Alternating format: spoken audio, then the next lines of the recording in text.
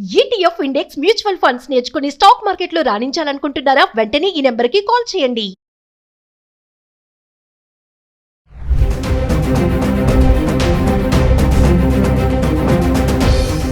నమస్తే, welcome back to Suman TV. Present మనతో పాటు ఉన్నారు డాక్టర్ రామ్మోహన్ గారు.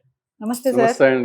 రామ్మోహన్ గారు, మనం కొన్ని వీడియోలో మాట్లాడుకున్నాం సీనియర్ సిటిజన్స్ అంటే వృద్ధాప్యంలో మళ్ళీ పెళ్లిళ్ళు చేసుకుంటున్నారు. ఈ మధ్య కాలంలో మనం తరచుగా చూస్తున్నాం. అంటే ఇటు భార్య చనిపోయినా అటు భర్త చనిపోయినా చాలా విషయాలు మాట్లాడారు మీరు. నా క్వశ్చన్ ఏంటంటే, ఈరోజు మళ్ళీ పునర్వివాహం చేసుకోవడానికి ఛాలెంజెస్ ఏమన్నా ఎదురవుతాయా? ఎలాంటి ఛాలెంజెస్ ఎదురవుతాయి అసలు? ఇది మా వ్యక్తిగత నిర్ణయమే అని అంటే మీరేం చెప్తారు? ఆ ప్రశ్న నన్ను అడిగితే నేనైతే కానీ నాకు అలా ఛాలెంజెస్ ఉండవండి. నాకు ఎందుకంటే నాకు ఎవరు పిల్లలు లేరు, ఎవరు లేరు కాబట్టి అయినా కానీ చెప్తాను. ఎందుకంటే చాలా మంది నాతో ఇంటరాక్ట్ అవుతూ ఉంటారు కాబట్టి మా ఇలాంటి ఉన్న వాళ్ళు, నేను ఆ విషయంలో అయితే ఇది మంచి టాపిక్ అండి ఇది. ఎందుకంటే చాలా మంది ఎదుర్కొంటున్నారు, ఛాలెంజెస్ ఎదుర్కొంటున్నారు అనమాట. ముఖ్యంగా ఏంటంటే పిల్లల నుంచి కొద్దిగా రెసిస్టెన్స్ వస్తుందండి ఈ విషయంలో. పిల్లల నుంచి ఇరువైపు పిల్లల నుంచి రెసిస్టెన్స్ వస్తుంది ఇప్పుడు ఈ వయసులో. ఎందుకు దాంట్లో ఏంటి కారణం అంటే, అక్కడ ఆస్తి గురించే వస్తుంది. ఎక్కడ మా ఆస్తికి ఆమె వస్తుందో ఆయన వస్తాడో అనే దాంట్లోనే ఆలోచిస్తున్నారు. కానీ మా తల్లి గాని మా తండ్రి గాని కోరుకుంటున్నారు, హ్యాపీగా ఉంటారు కదా. మేము ఎలాగూ పట్టించుకునే పరిస్థితులు లేము, మా ఫ్యామిలీ అవన్నీ ఉన్నాయి. వాళ్ళకి ఒక తోడు ఉంటే వాళ్ళు కూడా హ్యాపీగా ఉంటారు, ఈ శేష జీవితం గడిపేస్తారు అనేది ఆలోచనలో చాలా మంది ఇప్పుడు వస్తున్నారు. కానీ చాలా మందికి మాత్రం ఆలోచన ఉన్నారు. కొంతమంది ఉన్నారండి, కొంతమంది ఉన్నారు. మా పిల్లల్ని చూసుకోవచ్చు కదా, ఈ వయసులో మళ్ళీ పెళ్లి ఎందుకు, తోడు అవసరమా, మళ్ళీ ఎందుకు అనేవాళ్ళు. కానీ అలాంటి వాళ్ళు మార్చుకోవాలండి ఎదురుక. అలాంటి వాళ్ళు పిల్లల్ని కొద్దిగా ఎంకరేజ్ చేస్తూ ఉంటే వాళ్ళు కూడా హ్యాపీగానే ఉంటుంది. వాళ్ళు హ్యాపీగా ఉండొచ్చు. వాళ్ళ మదర్ గురించి, దూరంగా ఉండే వాళ్ళు ఫాదర్ గురించి ఆలోచించకుండా వాళ్ళు కూడా హ్యాపీగా ఉండొచ్చు.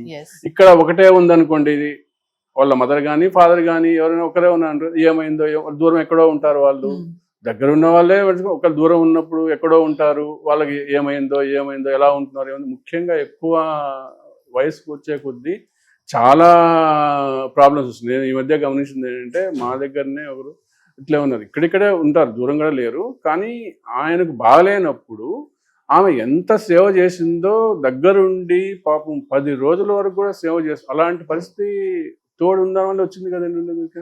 తోడు లేకపోతే కన్నా అలాంటి ఇది.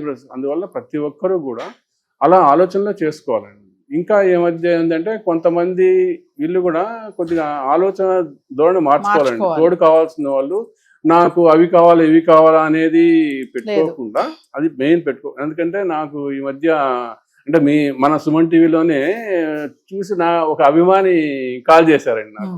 ఎట్లా కష్టం మీద నా నంబరు కట్టుకొని కాల్ చేశారండి. సార్ మీరు ఈ మధ్య వీళ్ళ గురించి చెప్తున్నారు కదా, వీళ్ళు తోడు కావాలా అది ఇది అని చెప్పని. నాకు కూడా నేను కూడా ఒంటరిగా ఉన్నాను సార్. నేను మీరు చెప్పిన క్వాలిటీస్ అని నాకు ఉన్నాయి సార్ అది అని చెప్పాను. ఇంటర్వ్యూలో చెప్పిన క్వాలిటీస్, మీరు చెప్పిన క్వాలిటీస్ అని ఉన్నాయి సార్ నాకు. నేను లేదండి, నేను డ్రైవింగ్ పక్కన కూర్చో అది లేదు సార్. ఆ ఏజ్ లో అండి ఒక విషయం చెప్పండి, అంటే అలా మాట్లాడుతుంటే కొంచెం రిలాక్సేషన్. అంతే కదండి, ఇప్పుడు పీస్ఫుల్నెస్ అంతే. ఇప్పుడు ఆమె కూడా ఏంటంటే లైట్ గా తీసుకోండి సార్ ఇప్పుడు అంతా అంటే హ్యాపీగా మీరు అట్లా మాకందరికి ఇన్స్పిరేషన్ గా మీరు చెప్తున్నారు. మీరు చెప్పిన క్వాలిటీస్ అంటే, లేదండి నాకు డ్రైవింగ్ లేడీ కావాలంటే నాకు డ్రైవింగ్ రాదు సార్ అంటే వాళ్ళు ఏం చెప్పారంటే కొద్దిగా హ్యాపీగా చెప్పారు. సరే సార్, అయితే నాకు ఇంకెవరన్నా మీరు ఇదే అంటున్నారు కదా, ఇంకెవరన్నా మీరు చూడండి సార్ అని చెప్తానులేండి అన్న అనమాట. అంటే నాకు రిచ్గా ఉండాలి సార్ అని. అదే ఎందుకు చెప్తున్నానంటే వాళ్ళ ఆలోచన అంటే వెంటనే రిచ్గా ఏందండి ఈ వయసులో రిచ్ మరి ఏమంటుందంటే, అంటే జోబెల్గా అంటే వాళ్ళు ఎట్లుంటారు అట్లా కాదు సార్. రిచ్ అంటే మీకు బట్టలు ఉంది కదా సార్, అంటే మీలా కాకుండా రిచ్ గా చూసాను సార్. ఎందుకంటే కొంతమంది మళ్ళీ రీమ్యారేజ్ చేసుకునే వాళ్ళు కూడా 60-70 ఏళ్ల వయసులో వాళ్ళు కూడా కొన్ని డిమాండ్స్ ఉంటున్నాయి. మాకు అలా ఉండాలి. ఒక ఆవిడ అడిగారు కదా, ప్రభాస్ లాగా ఉండాలి అని చెప్పి అడిగారు. నా దగ్గర ఇంత ఆస్తి ఉంది, నేను ఆస్తి ఇస్తానని. అంటే ఆ ఏజ్ లో పెళ్లి చేసుకోవాలంటే కూడా కొన్ని కోరికలు ఉంటాయి. అదే ఇప్పుడే చెప్పింది కదా, మీలాగా ఉండేవాళ్ళు కాకుండా నాకు బాగా హెయిర్, మా ఆయనకి మంచిగా హెయిర్ ఉండేది సార్ అంటే వాళ్ళ అంటే తప్పేం కాదనమాట. వాళ్ళ ఆలోచన ధోరణులు అటు ఉండడం తప్పేం లేదు. వాళ్ళకు నచ్చితే వాళ్ళు ఉంటారు. అట్లా కలిసి ఉండడంలో ఈ పిల్లలు కూడా సహకరించాలండి. అయితే కొంతమంది అండి రామ్మోహన్ గారు ఆ వయసులో పెళ్లి పక్కన పెడితే కొంతమంది పెళ్లి చేసుకోవడానికి ఇష్టపడట్లేదు, లివ్ ఇన్ రిలేషన్షిప్ లో ఉందామని కొంతమంది అంటున్నారు. అది ఎంతవరకు కరెక్ట్? అది ఇంకా బెస్ట్ అండి నా ఉద్దేశంలో. పెళ్లి అనే దానికంటే కూడా ఒక పిల్లలకు వాళ్ళకు భయాలు పోతాయి అనమాట.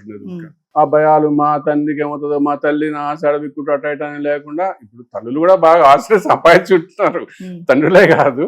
అందుకని ఎక్కడ ఆస్తి పోతుందో అని వాళ్ళ పిల్లలకి భయం లేకుండా లివింగ్ రిలేషన్ ఉన్నారనుకోండి, హ్యాపీగా ఉండొచ్చు. దాంతో ఏం లేదు. ఒక తోడు కావాలా, బయటికి పోవాలన్నా కానీ, ఒక షికార్లకు సినిమాలకు పోవాలన్నా కానీ, ఏదైనా టూర్స్ వెళ్ళాలన్నా కానీ కలిసి వెళ్ళొచ్చు, ఉండొచ్చు. అంటే కేవలము పెళ్లి చేయకపోవడానికి కారణం డబ్బే అంటారా? అంటే ఆస్తి పోతది అదే కారణమా? మోస్ట్ ఆఫ్ ది రీజన్ ఇదే అండి. నాకు గమనించిన దాంట్లో వాళ్ళకు ఒప్పుకోకపోవడానికి కారణం ఏంటంటే, మోస్ట్ ఆఫ్ ది పర్సన్స్ ఇదే దాంట్లో ఉంటారు అనుకో. ఎందుకంటే దాంట్లో తప్పేం లేదు కదా, అటప్పుడు పెళ్లి చేసుకోవచ్చు, ఉండొచ్చు కదా అనేటప్పుడు ఇది రీజన్. ఇంకొకటి గమనించింది ఏంటంటే, పెళ్లి చేసుకోవడానికి కారణం ఏంటంటే పెన్షన్ ఉంటారు. మెయిన్ పెన్షనర్స్ ఉంటారు కదా. అంటే పెన్షనర్స్ లో పెళ్లి చేసుకుంటే వాళ్ళకి రాకపోవచ్చు, ఎందుకంటే వాళ్ళు ఆల్రెడీ ఇది ఉన్నదంతా చేసినట్టు. అదే భార్యకు కూడా ఒకవేళ పెన్షన్ ఉంటే ఆమెకు పోవచ్చు. నువ్వు పెళ్లి చేసుకుంటే వాళ్ళకి పెన్షన్ ఇవ్వరు. అదొక రీజన్ కూడా ఉంటుంది. సో ఫైనల్ ఒక విషయం చెప్పండి, ఈ 60-70 ఏళ్ల వయసులో తోడు కోసం మేము పెళ్లి చేసుకోవడం అనేది మా వ్యక్తిగత నిర్ణయం అని అంటే దానికి మీరు ఎస్ అంటారా, నో అంటారా? ఎస్ అంటారండి. వ్యక్తిగత నిర్ణయమే అది. ఎవరికి భయపడాల్సిన పని లేదు. వీళ్ళేమి మైనర్స్ కాదు, సూపర్ మేజర్స్. కాబట్టి కూతురు అడ్మిషన్ చెప్పినా గానీ వాళ్ళకి సది చెప్పండి, వాళ్ళు కూడా చేసుకోండి. అది కంప్లీట్ గా మీ వ్యక్తిగత నిర్ణయమే. మీరు హ్యాపీగా ముందుకెళ్ళండి, హ్యాపీగా ఉండండి. అదే నేను కోరుకునేదండి అందరికి కూడా. Thank you sir.